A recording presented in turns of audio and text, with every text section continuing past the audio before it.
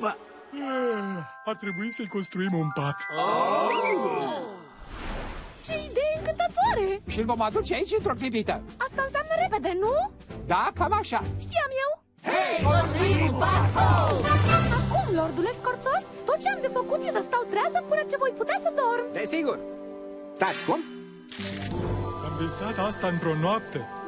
Bine, ascultați. Ia pe cine ce face. Rușinosul Tăblia. Bifat. Hapciu Doc Somiera. Bifat. Voiosul și Butulică voi faceți cuvertura. Bifat. Veverița Bob și Castorii scările și stâlpii patului. Da. Treaba mea care-i? Treaba ta e să nu vorbești despre brânza dispărută. Dă ceva, ce chiar pot să fac. Poți să-l ajuți pe domnul Sughit să taie lemnul pentru rama patului. Cred că râzi de mine. Domnul Sughiț e cel mai bun tăietor de lemne din lume. Bali verde, și tu ce o să faci mai exact?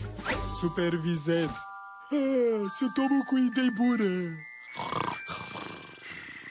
Da, leagă-le, da, leagă-le, da, leagă-le și apă-le, fă unul și întărește, haide!